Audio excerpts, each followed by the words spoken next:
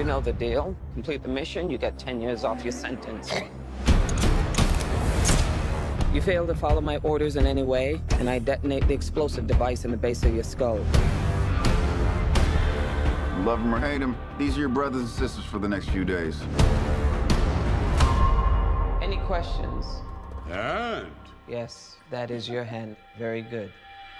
I loved the movie in a way that I wasn't expecting to, and I cried, and it was very emotionally moving in a way that I wasn't anticipating. And I wanted to know, from your perspective as the kind of like creative person at the helm of this. Did I retweet you? You did, yes. Yeah, I remember. I know you are. Thank you very much. I appreciate it. Something I think was so fascinating to me about these characters, particularly in contrast to maybe some of the Marvel films, which have their own merit, obviously, is that the characters in here, and it might be the rating thing or just the nature of the characters, are more complex, and there's a push-pull internally with them that makes them more relatable in a way. And I was wondering, was that something that you had to tease out of the characters that from the source material? Like, was that something that you envisioned for this film? Well, most of these characters don't really exist that much. And I mean, there is no Ratcatcher 2 in DC. You know, King Shark is very different. Bloodsport is completely different. Harley is the one character who's sort of consistent from comics and animated films into the movies. But yeah, I think what you're saying is true. And I think one of the reasons for that, though, is really simple. It's that we're not burdened by being heroes. Mm-hmm. And you know, Marvel, superheroes are burdened by being heroes. Even the Guardians are burdened by their heroism. You know, they're probably the worst. They're the worst of the Marvel heroes. I mean, Rocket dragged the border on being supervillains, right? So I think but it is about we're just a lot more like Polka Dot Man than we are like Captain America. Margot, I just wanted to start with you real quick. I actually spoke with you about Birds of Prey many moons ago, and it was a film I loved. And now to see Harley in Suicide Squad, it really felt like an evolution of her character in kind of 3 stages. And now you see her as a kind of self-assured woman. Is that something that you had planned in your head when you went into this film? How much of that was you working on it with James Gunn? What was that experience like? He kind of instinctively already put Harley in this film in a place where she was completely, she was kind of independent of Mr. J for the first time, because though she breaks up with Mr. J, or he breaks up with her at the beginning of Birds of Prey, she's not okay with it. And so I think I was hoping she would eventually get to a place where she would be okay without Mr. J in her life. And she is in this film. So I really appreciated that. And I also loved the chance of seeing who Harley would... where she would look for romance outside of Mr. J. It was very, very amusing to me. That was a good moment too, when she's like, I have to, that's a red flag. I was like, yes. Red flag, I've got rules now, so I don't end up with the wrong guy again. And her set of rules are ridiculous. So right. And David, the Polka Dot Man is such an interesting and outrageous, but also sort of very relatable character in the kind of melancholia that he has. How was this kind of character? How much of it was you and how much of it was on the page there? James tells me that when he was writing the film, he was imagining me playing it. And I that's hard for me to process and believe, but if it's true, it's wonderful. But the fact remains that Abner, we're very kindred in many ways. And I think it's really important to talk about mental wellness, and so I just put it out there. I'm someone who has struggled with psych issues as well as suicidal ideation and attempt and morbid depression, just like Abner. And thankfully for me, I didn't go on a Suicide Squad mission to find my calling or my path to wellness, but something similar was I did find a number of people who cared about me and showed interest in me and loved me and made me feel like a part of something. And our connection to other people is so important in this life, and it's so often overlooked. And I think for Abner, it's the key to him finally feeling like a sense of self-actualization, a sense of purpose, and a sense of, oh my God, I might actually have a reason to be here. So that's really Cool. It felt like a big catharsis. That character is one that really kind of goes on that emotional journey. It is, and doing the movie for me personally was a big catharsis. So those things happening all in tandem is it's a weird moment in my life right now. But I'm so grateful. I'm just trying to be present for all of it, you know. So I guess Nathan, I'll start with you. What was your most memorable moment on set? Boy, it's all those boxes you want to check off, you know, as an actor. What kinds of things would you like to do on film? And one of them is acting in front of explosions. But explosions going off around you and you're like doing something else, like something else is more important than fireballs. Like that was one of my things. I wanted to have my back to an explosion and check. That was it. And Jai, for you, what was your most memorable moment? It was a moment when we jumped out of an aircraft without giving too much away. It was a bit of a deployment, if you will, and always wanted to do that. I haven't actually ever skydived, although it's on my bucket list, I guess you could say. And I don't know, didn't even need to. They just hovered a helicopter over a backlot in Atlanta and, you know, had stunts do it once and then threw us out. And everyone made it ashore safely. So that was pretty special. My favorite moment was when I made Sean Gunn, who plays Weasel. I asked him, please sing the entire 3 verses of Ice Ice Baby by Vanilla Ice, but just whisper it to me as Weasel into my ear during lunch.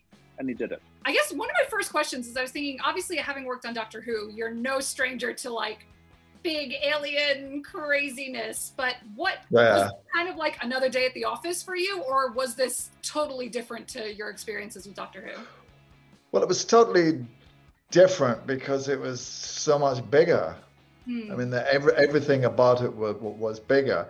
And also, you know, we had this incredible cast.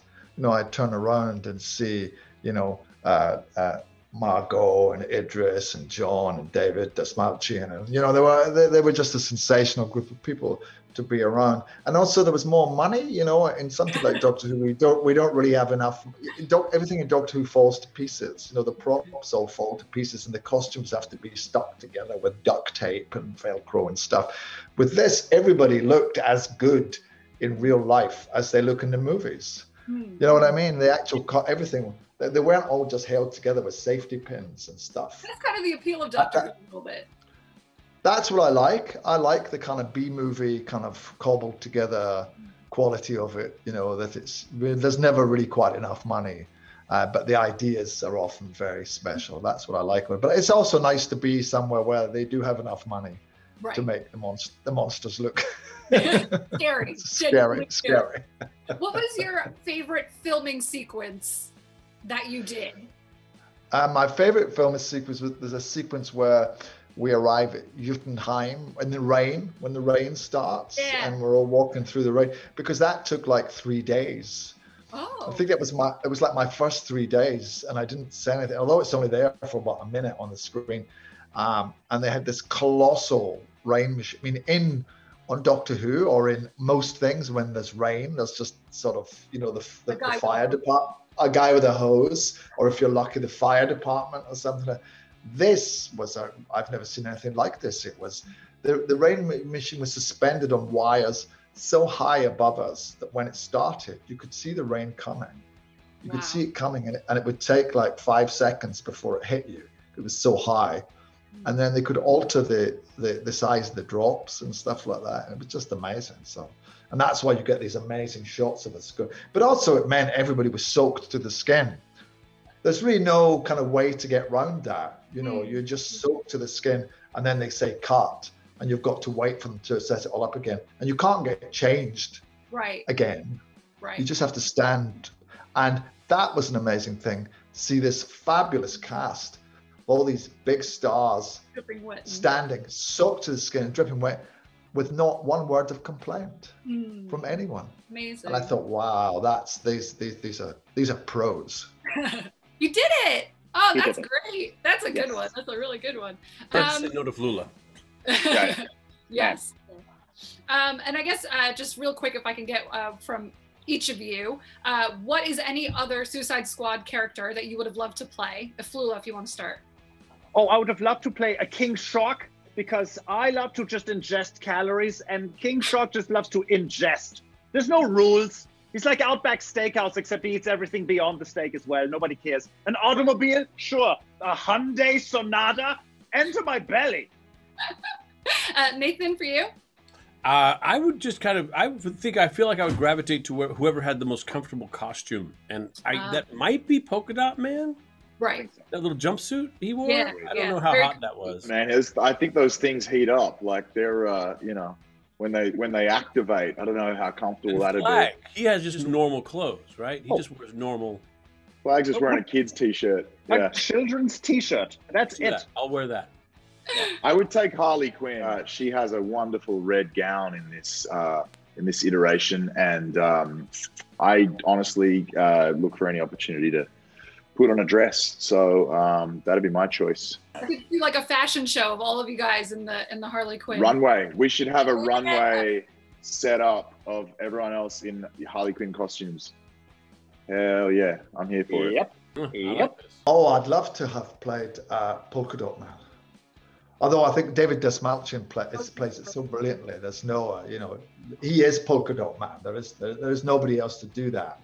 But I love that sort of lame superhero character with the stupid hat and the stupid costume, who's just not, and David's sort of sad face. And then suddenly I was always thinking, I couldn't figure out what they meant by polka dots or how that would ever be in any way, you know, fun. But it was suddenly in the movie when it's unleashed, it looks amazing. Yeah. So he was great. I'd like to play him. But David's the best. I don't know. One of the things that I found most intriguing, having watched Birds of Prey and loved Birds of Prey, was to see the evolution of Harley. And you talked about her being a kind of consistent character in her other kind of IP. And I found it interesting that here she's a much more self-assured character. Was that a decision that you had made from the outset? How much of that was influenced by the kind of the versions of her that came before? Well, you know, it wasn't so much. In all honesty, I never read Birds of Prey until after our script was done. So, but I knew kind of who she was. I knew where she was coming from. And I think that's kind of who she is in the comics today. You know, she's kind of gotten over her thing with Joker, and she's learning who she is as a human being, and she's crazy, but she knows she's crazy. And so I really wanted to see a character who was, you know, her full Harley chaotic self, making snap decisions and going from right to left without telling anyone, but who also is kind of working on herself in her own messed up way, you know, which is she's a sociopath. But I think that came really naturally to me. I love that character. Another, I mean, and maybe it's just as a woman I was picking up on these characters, but for Ratcatcher 2, what I found so unique about her is that she, even though her backstory is a little tragic, she wasn't a victim. You have a lot of characters that become superheroes out of a place of victimhood, like Black Widow, right? She is who she is because of something negative that was done to her. And a lot of her journey is retribution for that. And I felt Ratcatcher was so unique, or Ratcatcher 2 was so unique in that sense because her life was hard, but she wasn't a victim. Yeah, I think you're right. I think that one of the great things about Ratcatcher 2 and what she brings to the movie is she has something that the other characters don't have, which is, and she says it very directly, so it's not like, is that her father loved her. And these other guys, you'll see about Bloodsport, you'll learn about Peacemaker in the show, that they don't have anything like that. And that makes her, she becomes a gift to the rest of them because she's the only one who's able to love the rest of them. And through her, she becomes, in a strange way, the loving father figure, especially with Bloodsport. And that's who she is. And she's a really interesting character to me. And it's my own belief, really, in life. If you have parents who love you, like that's the greatest thing you can have. And, you know, I mean, you need to stay alive through food. But after that, if you have parents who love you, that's the greatest thing you can have, no matter what else happens to you in this life, you know.